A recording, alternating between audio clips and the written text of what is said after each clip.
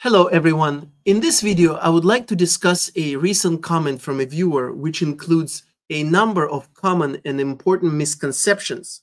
And if you are about to pursue your legal case in court, being aware of these misconceptions will hopefully help you avoid having them and save yourself a lot of aggravation and a lot of waste of time and money and other resources. So, let's read this comment and talk about it.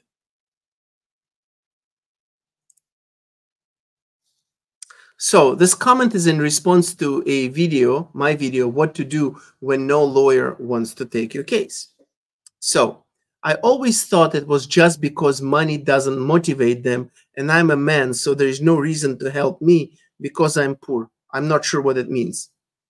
Lawyers should be sued for this discrimination because I think it's greed and oppression that motivates them. So this is a common idea which is inherently hypocritical because every intellectually honest person needs to understand and keep in mind and face the idea that for lawyers, for doctors, for accountants, their work is first and foremost their job, their way of providing for themselves, for their families, and so forth. While ideally, I would like to believe that most of these professionals really enjoy helping people. They want to do a good job.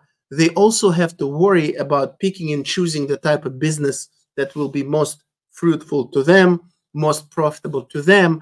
And blaming them for doing this is hypocritical, it's unfair, and it's lacking in the most basic empathy of where you would put yourself in their shoes on the most basic level to understand why all of these professionals have to be selective about the work they do, how much work they do, and who they work with.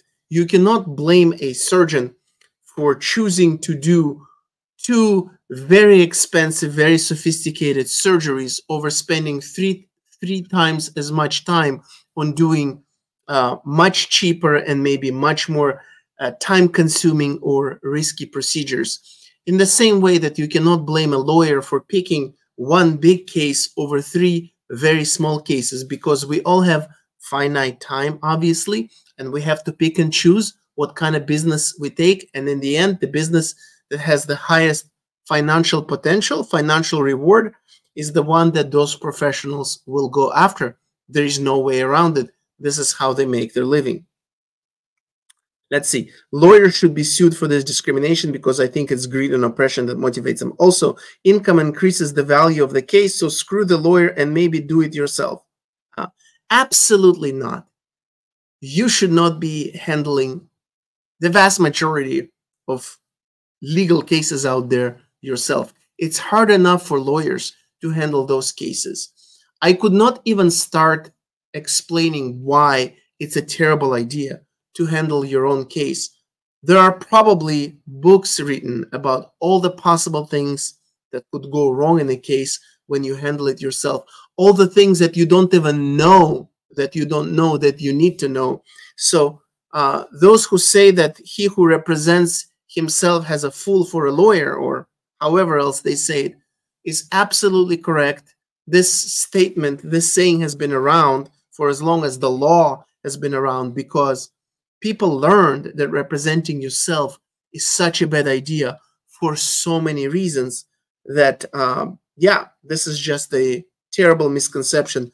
Some movies romanticize the idea of representing yourself. And sure, once in a million times, it might work, but those movies don't show the 99.99% of other times when people invest thousands of hours into their own case to only have it thrown out, to lose it, to end up owing money to the other side, even when they potentially had a good case that could have been successful if it was handled correctly by an attorney. Sometimes it's better to fight a hopeless fight and leave a scar than give up. No, it's never a good idea to fight a fight that you know that it's hopeless. It's never a good idea to say, I just want justice, or I just don't want them to get away with it. At the end of the day, your litigation, your pursuing your case, civil case, should be a very selfish endeavor. You should only be driven by selfish consideration. Will pursuing your case benefit you? Will you get anything out of it? Any type of settlement, jury verdict, any type of arrangement that makes your life better financially or emotionally or however else? Speaking of emotions, I assure you that going through litigation, going to trial, and losing or having your case dismissed way before trial, like it's often the case, is not going to bring you any satisfaction, but it will only bring you a lot of anger and frustration for all the time you wasted. So, fighting a hopeless fight, fighting a fight that you know ahead of time, that a bunch of lawyers told you ahead of time is hopeless, is a terrible idea. The only reason people do it is because they're motivated by anger, by desire for revenge, by desire to fire back, which is totally understandable.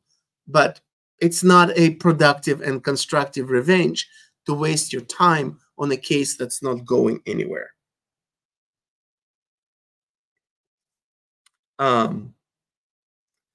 So sometimes it's better to fight a hopeless fight and leave a scar than give up and be a total loser. Sometimes give up is the right option if you evaluate your situation in its totality hopefully with a good attorney.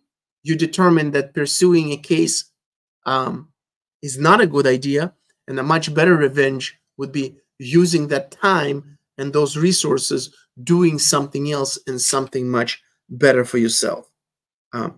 You get what you pay for. I'm not sure what it applies to, but if we look at this statement in the context of litigation or hiring lawyers, sometimes it's true and sometimes it isn't. Just like it is the case with many other things. I don't know, dining.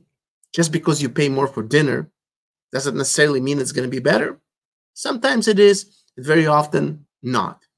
How often are people disappointed and paying way too much for dining and not being all that happy about it? The same with lawyers. Generally, if someone charges very little, if someone charges way below market rate in your community for helping you with your case, it's a suspicious situation. Why are they charging less? They're putting way less effort. They have way less resources. They don't believe, for whatever reason, that their work is worth as much as other lawyers believe.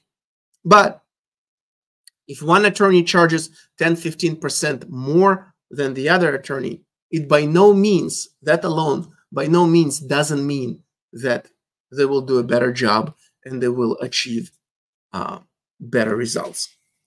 So keep these ideas in mind, and it will help you avoid these common misconceptions when you find yourself in a situation where you're considering whether to pursue a case.